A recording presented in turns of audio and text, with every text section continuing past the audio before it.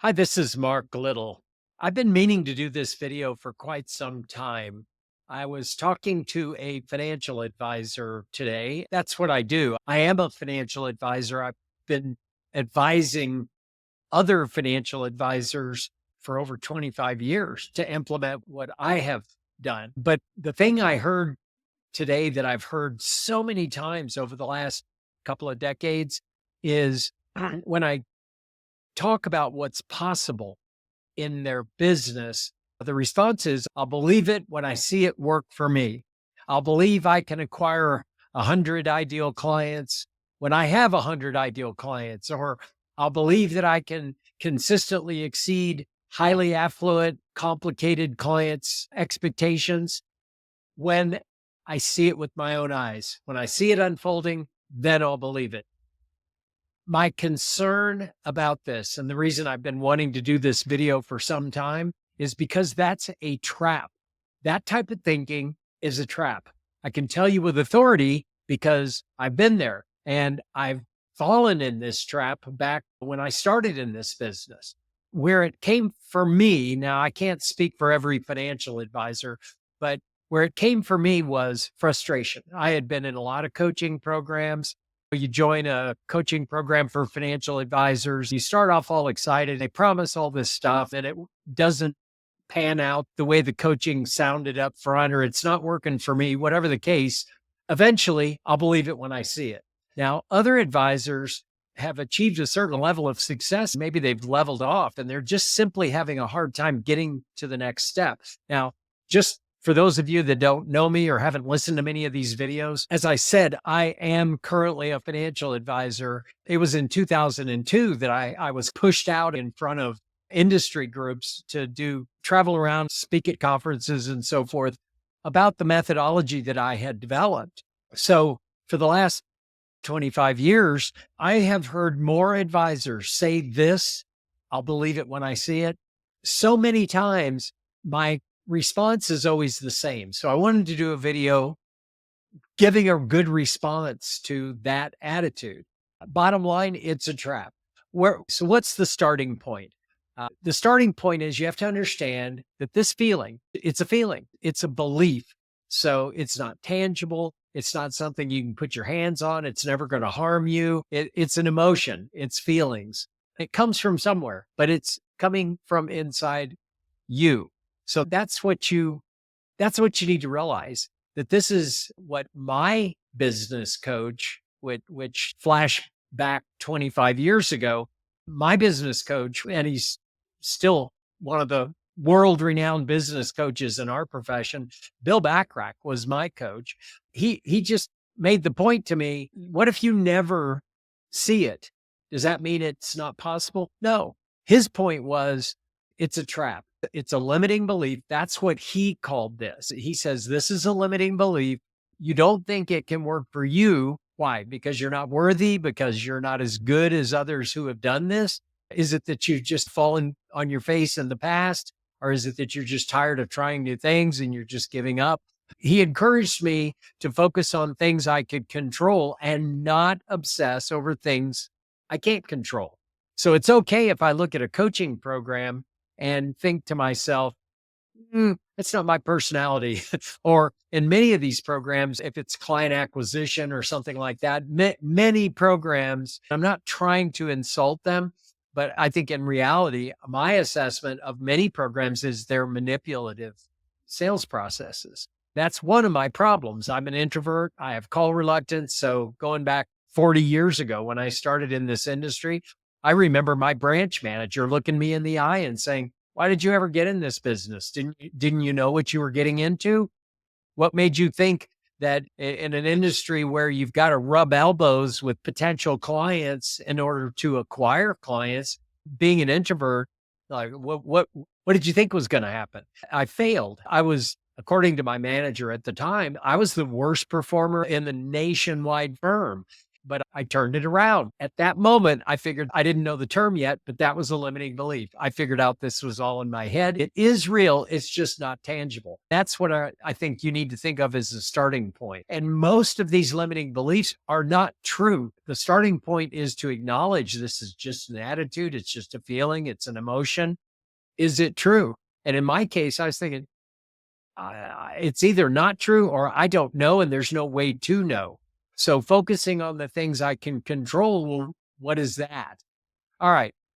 Since they're emotions and feelings, I'm focusing on the things that I can control. The fact that I learned very quickly that every successful person goes through this. I immediately, back when I was in my 20s, I went straight to the top producer in the office. He was an older guy, really nice guy.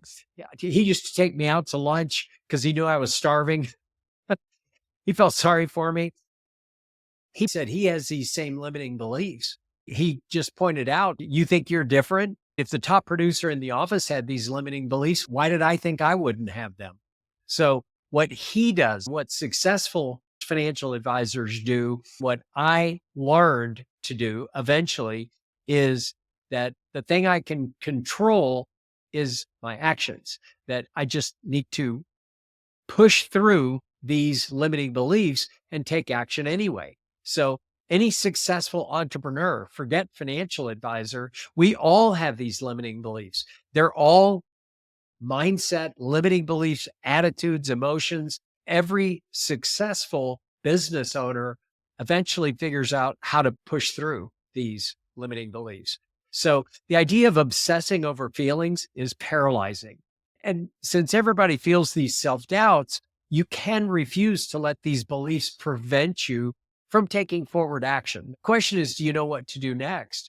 Now, it helped me after that little pep talk to realize the pattern. This had been a pattern in my life. Part of the pattern is I chase my tail, identifying something that's usually uncomfortable for me to do.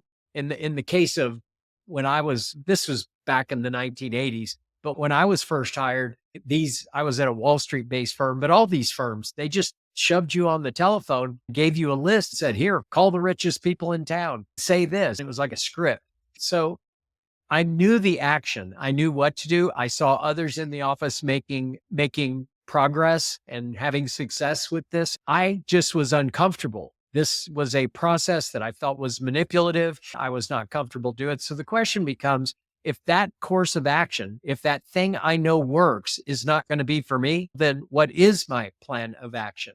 What I did, what really was the answer to my success, was recognizing this as an emotion, then putting a plan of action together that did not involve any, in my opinion, manipulative sales tactics.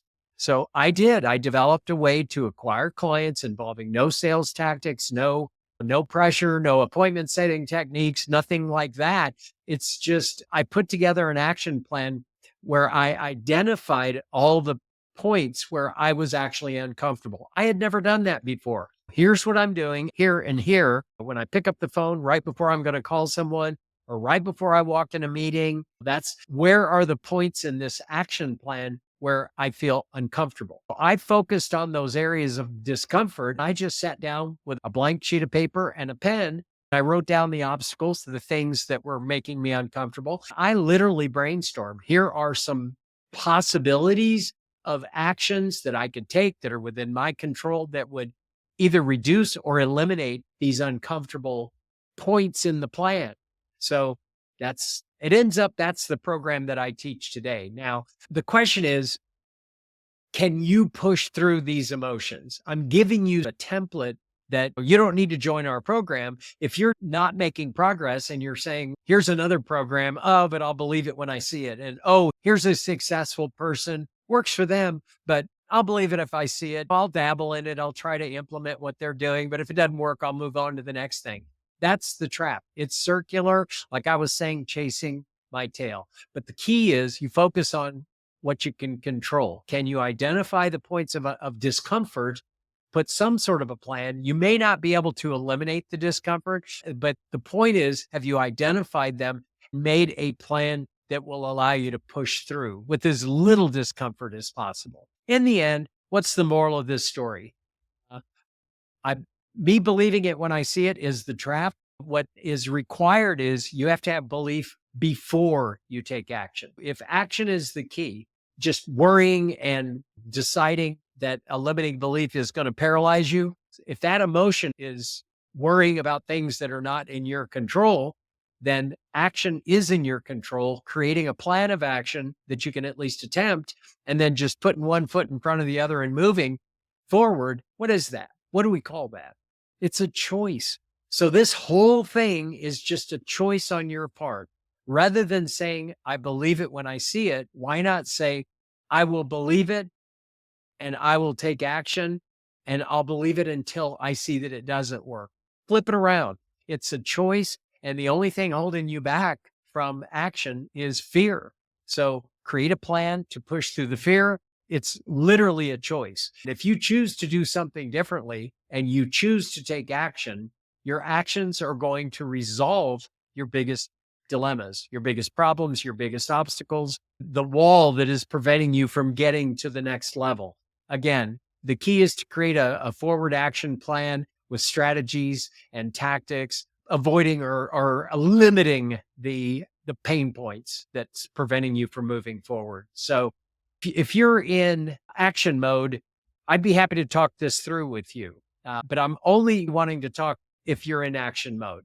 If you're just wanting to kick the tires, see if you can find some new methodology that might work better for you, stick around and use all the free stuff. We have a site called the markofmastery.com. You can join for free, never any charge for that. I have not only tons of videos, but courses. I've got free information because it's my objective to move these attitudes into the next generation of financial advisors. But for people that want to take action and they're in action mode, I do have a program. Don't panic. It's not this big 6-figure coaching like I used to get from these big nationwide programs. But if you're in action mode and you're deciding whether or not you want to put a plan together, like I'm talking about, to identify the obstacles, just go to that site that I told you a minute ago, themarkofmastery.com/talk. That's themarkofmastery.com/talk. Only if you're in action mode. The difference between action mode and information mode is that you're shopping around. I'm the same way, by the way, but you're shopping around, you're getting ready to try to figure out how to take action. So you're in learning mode. Oh, that's fine. Stay in the free program and that's fine. It's what it's designed for. But if you're in action mode and you're just trying to figure out how to take action to push through all this emotion and these limiting beliefs, just sit down, schedule time with me. I'm not going to charge you. You just have to make it clear to me what you're trying to achieve. If you can lay it out for me clearly, identify where you think the obstacles are, I'll get as much done as we can in 45 minutes or an hour. I'm happy to invest my experience and give you my advice if you're in action mode, but it's designed for people that are just right on the edge. They're trying to figure out what to do. That's it. And we will look forward to seeing you in the next video.